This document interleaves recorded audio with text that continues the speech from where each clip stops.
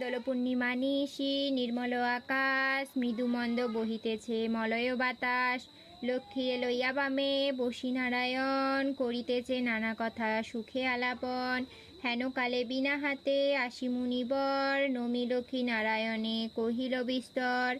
নারদে দেখিয়া জিজ্ঞাসেন নারায়ণ, কহ মুনি কোথা হতে তব আগমন।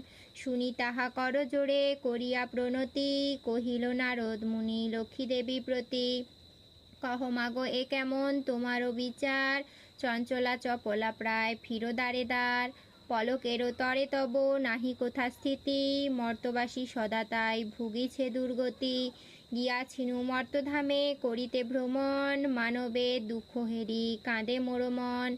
সদাই কুক্রিয়ারত নরনারীগণ, অসহ্য যাতনা সহে দুর্ভিক্ষ ভীষণ। অন্নাভাবে শীর্ণকায় বলহীন দেহ, ক্ষুধা কষ্টে আত্মহত্যা করিতেছে কেহ। কেহ দেখি প্রাণাধিক পুত্রকন্যাগণে, পরিত্যাগ করিতেছে অন্যেরও কারণে। বল মাগো নারায়ণী কি পাপেরও ফলে, অসহ্য জ্বালায় মর্তবাসী সদা জলে। শুনি তাহা লক্ষ্মী দেবী দুঃখিত অন্তরে, কহিলেন সব কথা ক্ষুণ্ণ মুনিবরে।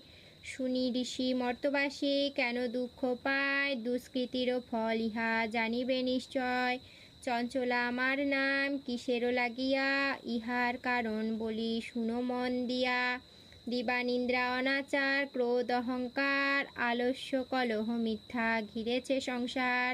উচ্চ হাসি উচ্চ ভাষা কহে নারীগণে, সন্ধ্যাকালে নিদ্রা যায় আনন্দিত মনে।